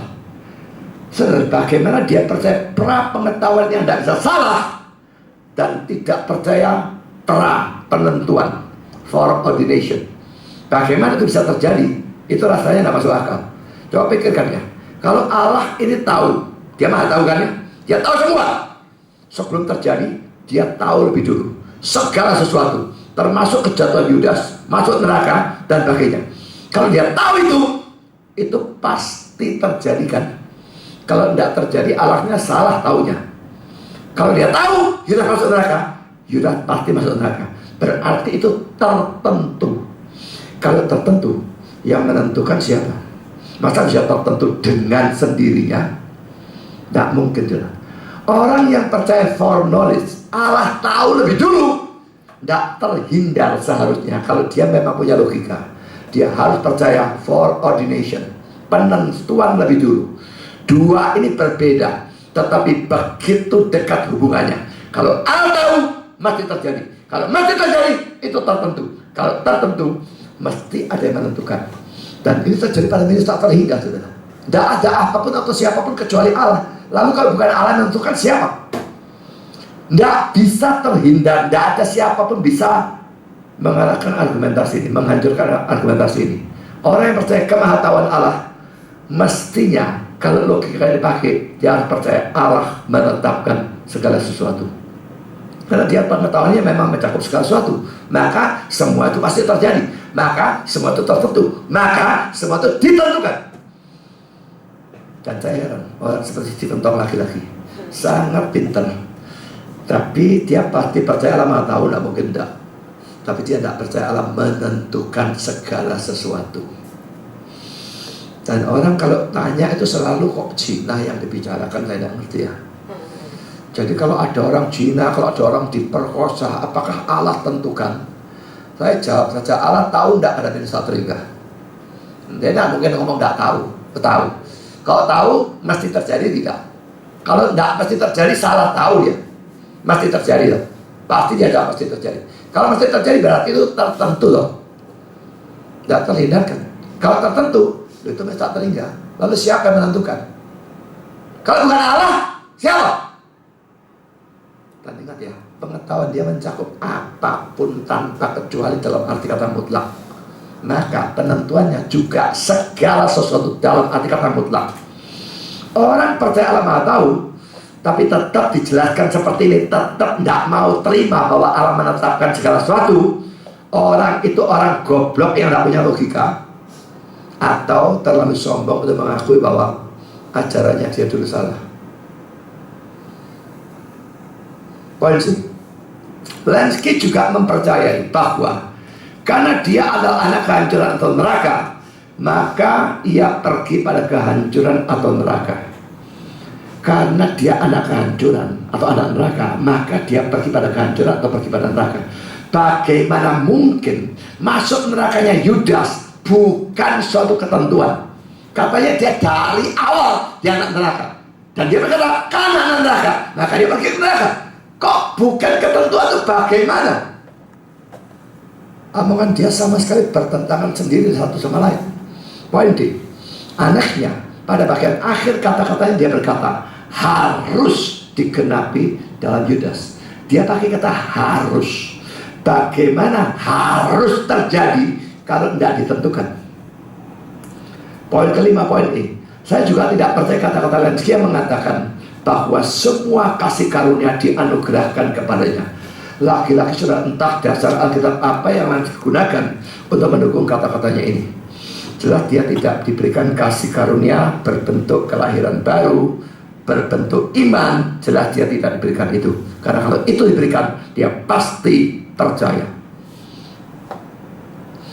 Sekarang sudah saya lanjutkan dengan komentar lain. Saya sudah membahas Adam Clarke, saya sudah membahas Lenski, dua orang Arminian. Sekarang saya membahas orang-orang yang reform, sudah ya. Matthew Poole mengatakan demikian. Seperti anak kematian, 2 Samuel 12 ayat 5 menunjuk kepada orang yang ditetapkan untuk mati, atau orang yang layak untuk mati. Dan anak neraka, Matius 23 ayat 15 menunjuk kepada orang yang layak masuk neraka. Demikian juga anak kebinasaan untuk neraka bisa menunjuk pada seseorang yang ditentukan untuk kebinasaan atau neraka, atau seseorang yang berjalan dalam jalan yang menuju pada kebinasaan atau neraka, atau mungkin keduanya. Seseorang yang dilewati dalam rencana kekal Allah berkenaan dengan orang-orang yang akan diselamatkan, dan yang dengan kemurtadannya sendiri yang disengaja membawa dirinya sendiri pada kebinasaan kekal, atau ke dalam suatu kesalahan yang akan menyebabkan Allah menghancurkannya. 2 Samuel 12 ayat 5 ini ayat referensinya ya. Terjemahan kita perlu dibetulkan sebetulnya karena tidak urufiah. Ini waktu Daud yang sudah berzina dengan Bathsheba ditegur oleh Nabi Nathan. Nabi Nathan kan kasih perumpamaan dulu ya. Ada orang punya domba, wah disayang. Lalu orang kaya punya domba banyak, dia kedatangan tamu, dia tidak mau ambil dombanya sendiri, ambil dombanya. Daud yang ngamuk sudah ya. Ini reaksi Daud.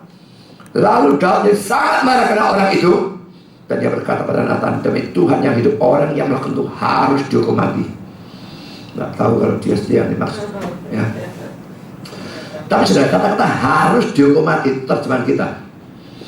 Literalnya, hurufiahnya son of death, anak kematian. Makanya Matthew Poole tadi bilang anak kematian. Itu terjemahan hurufiahnya dari kata-kata ini. Karena Matius 23 ayat 15 ada kata-kata orang neraka yang saya garis bawahi. Nah, kata orang sebetulnya anak ya. King James, the child of hell, anak neraka. RSV, a child of hell. NIV dan NSB, a son of hell. Semuanya seorang anak neraka. Bukan orang neraka, tapi anak neraka. Jadi ini ayat yang ada kemiripannya dengan ayat yang sedang kita bahas ya, ungkapan yang mirip-mirip ya. Karena Jamieson, Fawcett, dan Brown, kata-katanya mungkin agak suka di sini. Jika kita mengartikan ungkapan-ungkapan anak-anak dunia ini, anak setan, orang dari dosa, anak-anak terang, anak Sion, untuk berarti orang-orang yang mempunyai dalam diri mereka sifat dasar dari hal-hal yang disebutkan sebagai karakter mereka, maka anak kehancuran atau neraka harus berarti ia yang bukan hanya ditentukan atau ditakdirkan untuk, tetapi sudah mempunyai bahan-bahan kebinasaan dalam karakternya. Jadi dua-dua ya, memang ditentukan ya, tapi bukan cuma ini, ada bahan-bahan kebinasaan di dalam karakternya.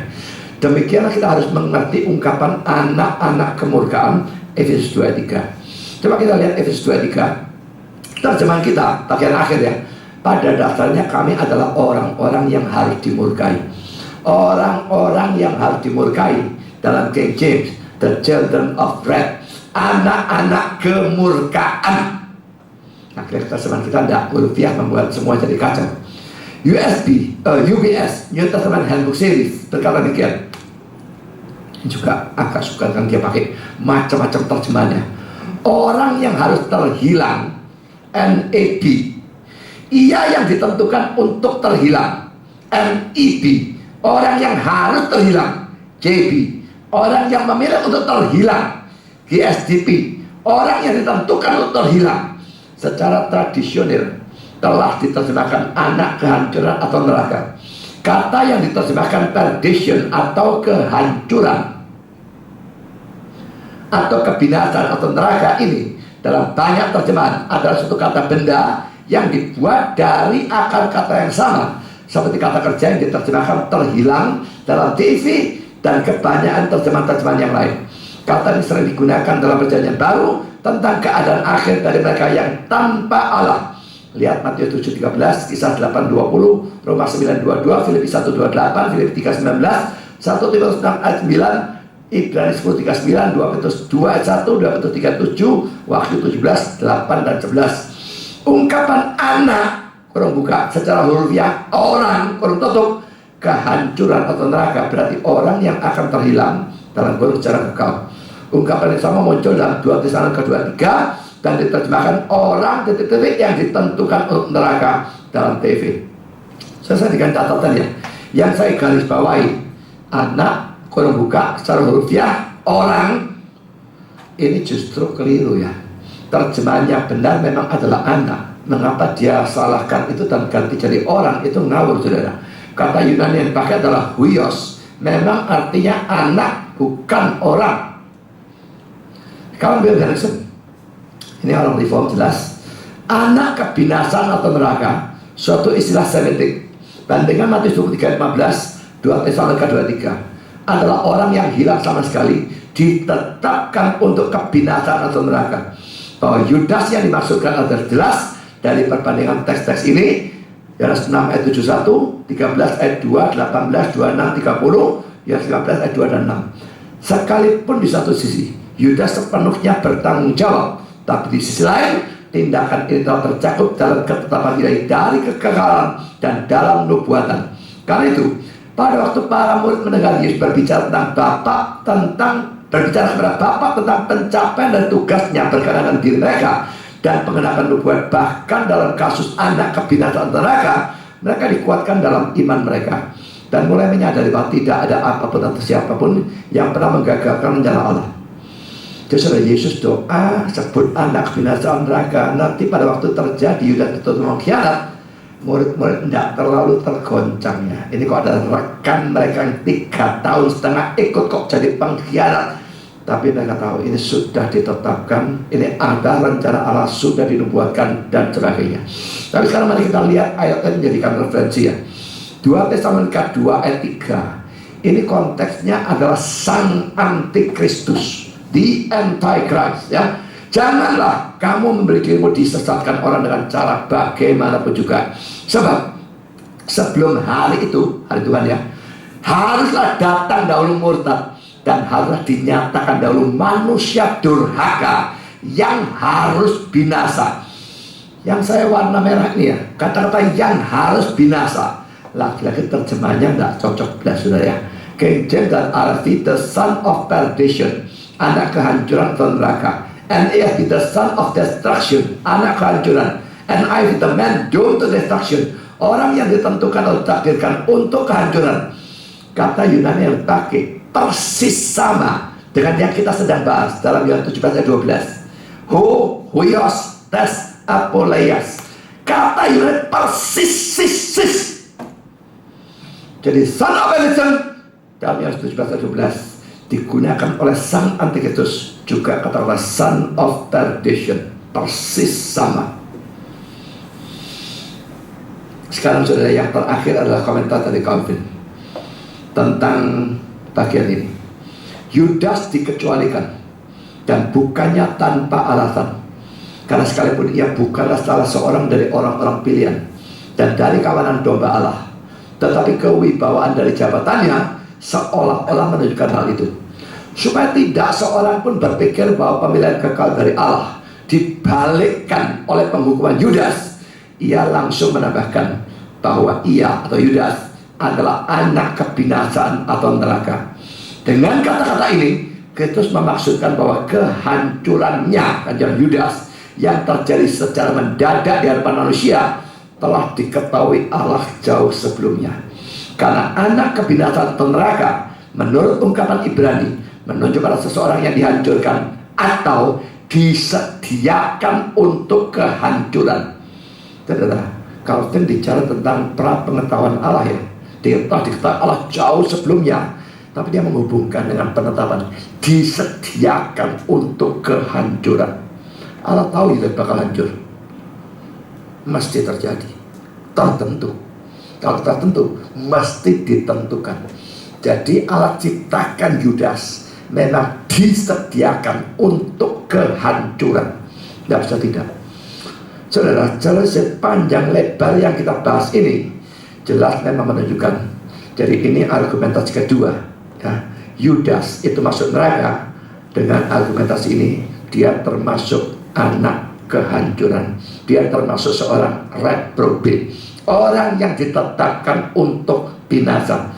Dan saudara, rencana Allah tidak bisa tidak terjadi.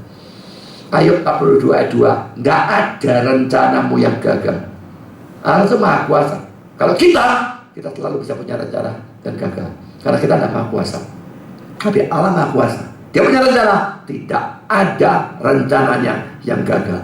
Apapun yang terjadi karena dia tetapkan, dia rencanakan sebelumnya. Sekarang kembali pada Yudas, saudara. Kita memang belum selesai dengan pembuktian bahwa dia masuk neraka, tapi 2 poin sudah cukup menunjukkan dia masuk neraka. Padahal saudara, Yudas ini adalah orang yang ikut Yesus selama 3,5 tahun. Jadi salah satu dari 12 rasul, kedudukan tertinggi dalam gereja. Lalu dia dengar pelajaran, dengar Injil, dengan firman Tuhan dari Yesus sendiri. Dia melihat sendiri kehidupan yang begitu suci dari Yesus. Dia melihat sendiri mujizat-mujizat yang luar biasa dari Yesus. Bersama murid lain, dia juga diutus memberitakan Injil, melakukan mujizat, menyembuhkan orang, dan sebagainya. Tapi saudara, pada akhirnya dia masuk neraka. Apa yang lebih tragis dari itu? Bagaimana dengan diri saudara sendiri? Saudara menjadi orang Kristen. Saya pergi ke gereja ini di mana Injil dan firman begitu ditekankan. Injil diberitakan luar biasa banyaknya. Saudara mungkin sudah melayani dan sebagainya. Apakah pada akhirnya saudara akan menyusul Yudas bersama-sama dengan dia di neraka selama-lamanya? Itu hanya mungkin kalau saudara tidak pernah beriman dengan sungguh-sungguh bahwa saudara ada di gereja yang Injil, bahwa saudara mengerti Injil, bahwa saudara memberitakan Injil, tidak membuktikan saudara percaya Injil. Saya ingin semua kita introspeksi. Kita ini cuma sekedar orang gereja, orang dibaptis, orang pelayanan dan sebagainya, atau kita memang sungguh-sungguh pernah percaya pada Kristus sebagai Tuhan dan Juru Selamat, ya atau tidak? Karena kalau kita tidak pernah percaya pada Kristus sebagai Tuhan dan Juru Selamat kita, nasib kita bisa sekali seperti Yudas. aktif dan sebagainya, pakai kelihatan wah hebat, pada akhirnya hancur, anak kebinasaan, anak neraka yang masuk ke neraka selama-lamanya. Introspeksi. Yang belum percaya-percayalah, yang sudah percaya bersyukurlah, karena itu adalah anugerah. Tuhan memberkati saudara. Amin.